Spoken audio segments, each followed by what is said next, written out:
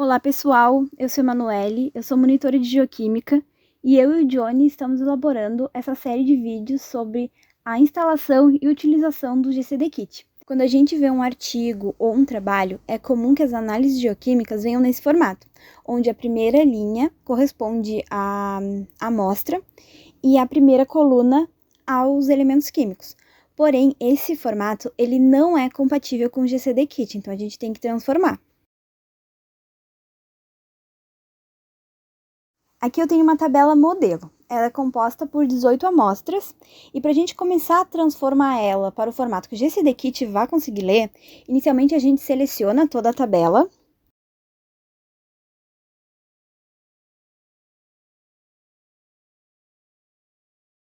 Após selecionar toda a tabela, a gente vai numa planilha em branco e vai usar a ferramenta colar e transpor.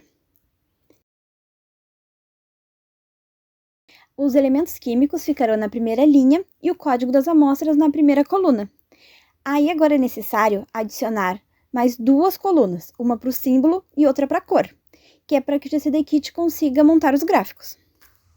Eu coloquei aqui mais duas colunas e coloquei símbolo e cor. E não esqueça de colocar também o código da amostra. Tem que seguir este mesmo cabeçalho e essa ordem dos elementos de preferência, com os elementos maiores primeiro, os óxidos, e depois os elementos menores e terras raras. Separei as amostras inicialmente em 3 grupos. Aqui eu vou me guiar pelo índice de sílica e pelo índice de álcalis.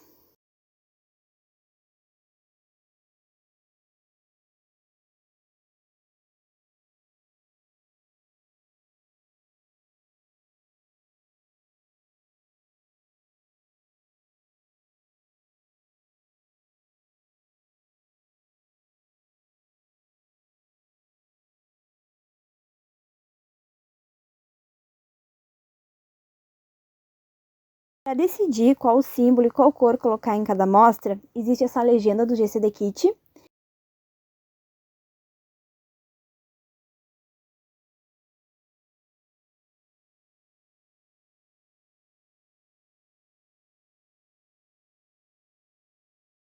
Agora que a gente tem a tabela com a configuração dos elementos químicos na primeira linha, as colunas sendo compostas pelo código da amostra, símbolo e cor, ela está pronta para ser inserida no GCD-Kit.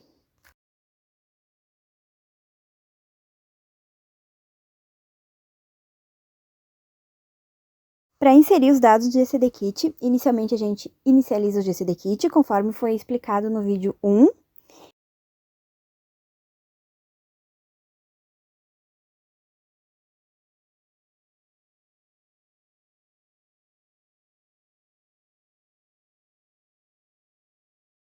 Com a tabela sempre selecionada, a gente clica em GCD-Kit e clica aqui.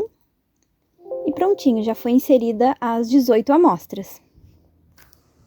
Após as amostras estarem inseridas, a gente pode fazer diversos tipos de gráficos. Plot, aí tem os gráficos binários, onde a gente seleciona. No caso, eu vou colocar aqui sílica, que é o mais usual, e vamos colocar titânio, por exemplo.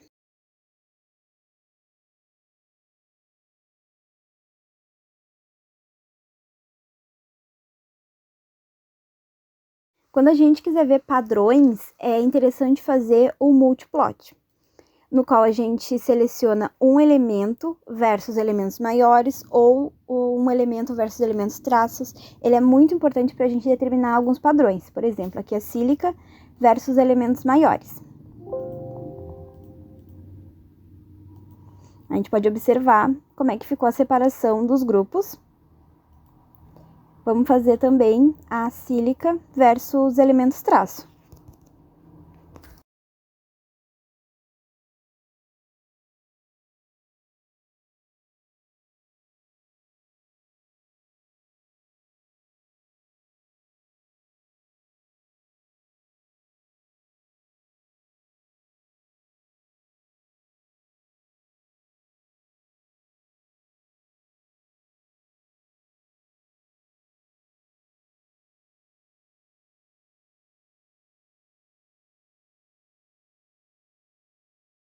Outro diagrama que é muito importante é o spider plot, que ele permite que a gente consiga observar as anomalias.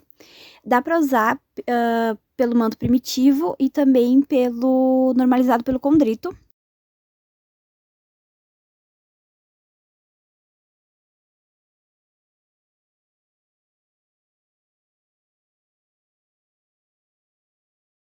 Vai dar este resultado. Ele é um pouco confuso assim à primeira vista, mas ele permite analisar bastante coisa, principalmente as anomalias negativas e as anomalias positivas. E também dá para fazer o spider normalizado pelo condrito.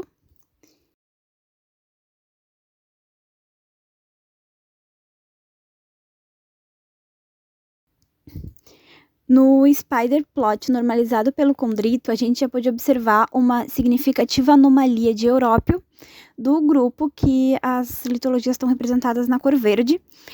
Outros diagramas que são essenciais são os diagramas de classificação e os geotectônicos.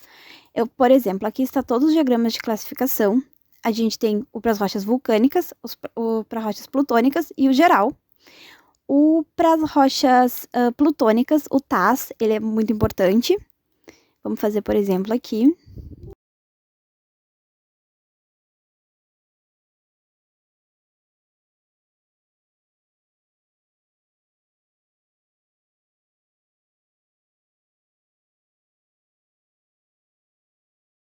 Outro gráfico muito usual para rochas plutônicas é o R1 e R2.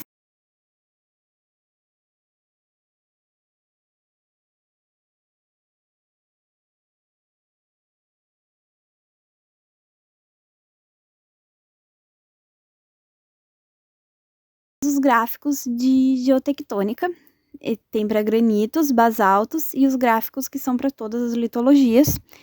Um gráfico muito interessante é este aqui.